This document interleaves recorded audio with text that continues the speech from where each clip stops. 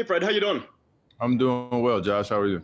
Good, man. Wanted to ask you about the hip thing. It sounded like from talking to Nick that it was initially thought to be sort of minor, and then there was some concern after looking at the second MRI. What have these last few weeks been like for you, and how are you feeling now? I'm feeling pretty good. It's just one of those things you gotta take it, a day at a time. I'm sure if you gave everybody in the league a full body MRI, you'd probably find similar things. A little bit of wear and tear, besides the initial injury that I had. So there was some things that they were concerned about, but I don't think it's gonna be anything major long term. I think it's just something to keep an eye on. Obviously, I've been itching to get back out there. Haven't taken 2 weeks off, so felt good to be back out there playing last night. Regardless of how bad I played, I just felt this is what I do. This is what I love. It's my passion, and anytime when you're sidelined, it just kind of dampens your mood a little bit. Going to the game is supposed to be the best part of your day, and sometimes you have that part taken away from you. So I'm just happy to be back healthy and or trying to get healthy at least going forward. What's your feeling on the play-in tournament? I mean, you guys are right there on the race for it. I know Draymond was talking a few weeks ago and just said that because of what he's done in his career and what the Warriors have done, it's sort of hard to get motivated for something like that. Where do you stand on it?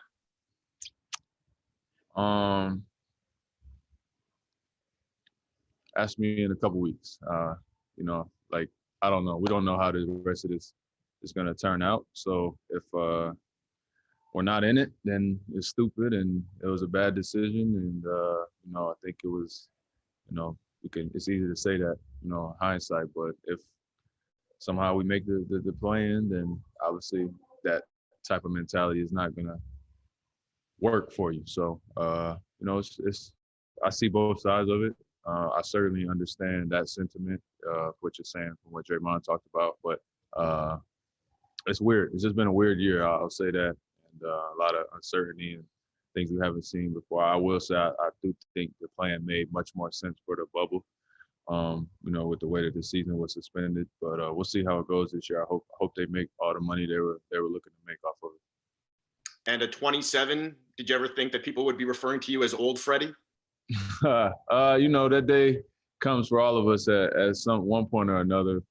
So it was only a matter of time. But I can blame young fella for that. So it is what it is. I'm not mad at it. Thanks, old Freddie. Enjoy the rest of the day. Thank you. Next question goes to Doug Smith from the Toronto Star. Oh, Fred, welcome back. Haven't seen you in a long time. What's up, Doug? Not much. Saw you over there coaching on the sideline. You going to be a coach when you're done? No way. That's more headache and heartbreak than I can handle on a nightly basis. You don't need that stress at all. No way. I understand that. Hey, you are going into the last 16 games in a more unusual spot than you've ever been in your career. How do you sort of reconcile it? How do you approach it? Does it change at all that it's so weird for you at this point in your career? Yeah, I mean, listen, Doug, I'm pretty open about everything. I really do not know, to be honest with you. It's a new thing, so I'm just taking it one day at a time, trying to stay positive, continue to let the work drive me. So whether that's rehab or getting better on the court, I know I got to continue to get better, and that's just what I've been focusing on. So trying to be the best version of myself for this team, for this year, and for the future. And, just trying to stay positive and be the leader that I am on a daily basis, and I think everything else will fall into place. So uncertainty, there hasn't been much consistency all this year on any level, and the end of this thing is no different. So we'll just gotta wait and see how it all unfolds. I understand. Speaking of the future, you've had a lot of chance to watch Malachi play a lot of minutes. What have you seen in his development, and where does he still have to go, do you think? Yeah, just reps, man. It's just reps. It's hard to fast track that process. Understanding that some of those reads and some of those plays and mistakes, you gotta go through them to get better. And I think it's there. I think everything that he needs is there. He's got all the tools. He's got a great personality. He's got a great approach. He works hard. He listens. He's super competitive. He's confident. He has everything that you want to see in a young player. And it's just a matter of when it will all click and come together for him. But I think he's shown enough, and it's just about being consistent on a nightly basis, and also doing it condensed. On a playoff caliber team, top 4 team, coming in 16, 18 minutes off the bench until you work yourself into a starter. Like, that's the harder part. This basketball we've been playing for the last few weeks is kind of hard to gauge anybody, because it's so weird out there. Yeah, that's right. You can't tell what anybody's got because the year's been so screwed up for everybody, right? Is that right? Yeah, absolutely. I think we're seeing different versions of everybody, whether that's good or bad. Myself certainly wish I would play better this year. It's not the best version of myself, but understanding all the circumstances that go into it. But I think for the young guys, it's just more about opportunity, letting them get the reps and letting them feel things out and learn from it. So that way, when they do get that real opportunity and real meaningful moments, that they have experience to draw from. Great. Thanks so much, Fred. Appreciate it as always. Thanks, Doug. Next question goes to Mike Ganter from the Toronto Sun. Hey, Fred, how you doing? Good, Mike. How are you? Good, thanks. Hey, you mentioned about the passion that you have for the game and the love that you have for the game, and we all see that. At any point this year, does that get sort of taken away from you because of just a crazy way this whole season's gone from start to finish? Yeah, I wouldn't say taken away. It's probably a little bit too strong, but it's certainly ups and downs to this thing more than I've ever experienced in my life. Man, to be honest, this is probably the most impure year of basketball I've ever been a part of, just from the whole league and rushing the season back. And it's pretty much all about business this year on every level, and it's hard to hide it now. You know what I'm saying? The NBA is a great balance of like the pure love and joy of one of the best sports in the world, mixed with $1 billion industry. And I think this year the industry side is taking precedence over some of the love and the joy. But there's good days and bad days. I've been saying that all year, and just dedicating yourself to the craft, to your work, to your teammates, and allowing yourself to be human and take some of those good and bad days. But it's definitely been a trying year for sure, ups and downs all across the board. Any doubt in your mind that you can get that purity back? No doubt. It's there. It's still here. There's flashes of it, and I have the utmost faith in myself, my teammates, this organization, the coaching staff. Like, everything we need is here. It's just a matter of drawing on that and getting that back. And I think that we're getting there for sure. And I just want to say, I thought you already had the new Freddie in your own house. I mean, should he be the newer Freddie? Yeah, I don't know how much older I can get. Listen, I'm still a young guy, man. Y'all not gonna put the old tab on me yet. At least let me crack 30 before I start getting that. I still got 2 years. Appreciate that, Fred. Thanks, man. Stay well. Thanks, Mike. Going next to Stephen Lung from Sportsnet. Hey, Fred. It's good to see you. What's up, man? How you doing? Not bad, thank you. Sort of going back to Josh's point, but with your health, but like if you were if with this play-in tournament, like if you guys are out of it, like would you consider like possibly resting a little more to get healthier, or would you just kind of play through regardless?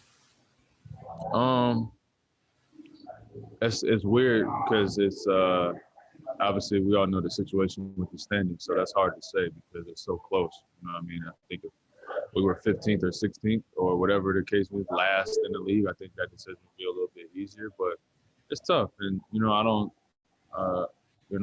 I would like to play when I'm able to, but I understand, the other side of things. And it's just one of those things where we got to come together as a team and as a organization that had an open line of communication. But yeah, I'm open to everything. It doesn't necessarily mean I agree with it or believe in it, but I'm certainly not gonna cause any disruption. So that's a tough question to answer publicly for sure. But I think that I'm on board with this franchise in whatever direction that we're going. And a bit of a different question, but like you're obviously a very strong perimeter defender, and I just want to know like how much of playing perimeter defense is kind of will and effort versus skill and study and kind of film work. It's all skill, study, and talent. Because the more we talk about will and heart, determination, the lower my defensive talent gets diminished. So give me all the credit. Thanks a lot, Fred. Thanks, Stephen.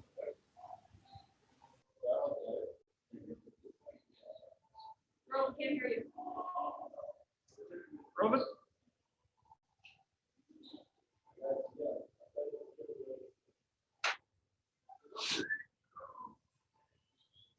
I'll go to Eric Kareem. Rovin's disappeared. How's it going, Fred? Good. How you doing? Close that door, JQ. Thank you. I'm all right, thanks. You mentioned the lack of purity to this season. I mean, it's always a mixed bag, obviously, even at the best of times. In addition to, the rushed start, trying to make up for games when teams aren't, full strength, like what else are you speaking about? And does it have anything to do with the specific situation you guys, the Raptors, are in? Not so much the situation that we're in from our organization standpoint, just more so the circumstances of this year and the season. And like I said, I get it. Trust me, I do get it. But I don't work for the, NBA office, so to speak. I'm not in that business to make sure that they reach the quota or whatever numbers they do with the TV partnerships and all that. I still view myself as a basketball player, even though I'm in the entertainment business, and I love the game of basketball. And so it's a fine line to try to balance both of those worlds. And I'm certainly not blaming them for anything that they've done, but it's a fact that business has taken precedent, this year, and just the way it is for now. And hopefully, we can get it back to a better balance, somewhere in the near future. But this is the world that we're in right now. How conflicting is it, given that, I mean, you care first and foremost about, playing the game and, providing for your family, but also, what they're doing, whatever they're doing to maximize profits, you guys get 50% of it. And so it must be difficult to sort of rationalize, I guess. Yeah, Yes. I mean, that's the fight, right? That's the give and take. Is I can sit up here and complain about the NBA all I want to, but I'm a part of it. You know what I'm saying?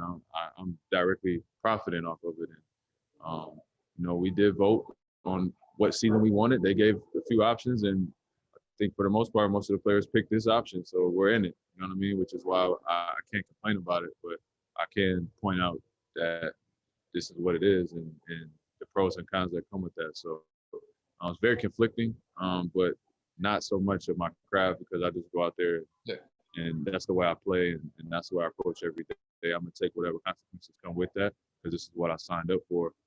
But there's certainly a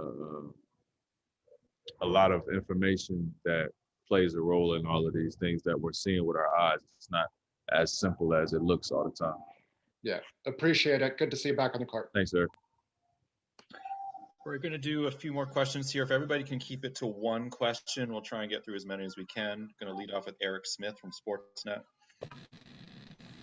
What's up, Freddie? Good to see you. What's up, Eric, in the wine room? Yeah. there's a lot missing over this last year, man. I see. Hey, you've been here a lot. Well, when I say here, you're in Tampa, but you've been in Canada long enough. When you look at Chris and Kem, and then tomorrow playing against Lou as well, and then even just from your perspective, being a part of the USA basketball pool now and looking ahead to the summertime, and with Nick coaching the Canadian team, all this, what have you seen just even in your time, Freddie, with the Raptors, the growth of the game, the spreading out where it's not just the young players, boys and girls in the Toronto area, but just whether it be Vancouver, Montreal, and just seeing more and more of these Canadians and having that Canadian connection that much further on your team specifically right now as well? Yeah, just seeing the growth. You're seeing the growth of the game, and it's a beautiful thing to see. Obviously, the franchise is relatively young, but seeing, we went to the documentary that Vince had a few years ago, and his impact on the city, and how, to a man, every young Canadian guy that's in the league will probably could point to Vince and say, this is the guy that inspired me to do it. And now take your pick. You got a pick of guys you can choose from on all different levels, two ways. You got G League guys, you got all stars, you got the Jamals, the Wiggins, you got #1 picks. So it's just great to see, and it's going to keep growing. And it's just a beautiful thing to see for the country. And I enjoy seeing it because obviously I get a better feel of the city when we're in Toronto of what exactly it means to the young kids. But it's great to see the pride that the players have in being Canadian, and that obviously Canadians have in having these guys in the NBA. Great. Thanks, man. Appreciate it. Going to go next to Christos in Greece. Hello, Fred. Hope you are doing well. Thank you. You're establishing yourself as one of the most effective guards on both ends of the floor through the years. Your motto is bet on yourself. So I would like to ask you, how important for you is to bet on yourself, to believe on yourself, even if nobody else believed in you? Yeah, I mean, that's where it comes from. Because nobody believes in you, you have to believe in yourself. Otherwise, you just sit there feeling sorry for yourself. So that's where it's born out of, having that chip on your shoulder and just having confidence to get it done and to make it out of nothing, and to be your biggest fan. And it's not empty confidence because I work extremely hard. At the same time, I didn't have a bunch of people in position telling me how great I was. I had to go and get it. So, that's obviously something that I believe in very strongly in my life. Next question goes to Vivek Jacob.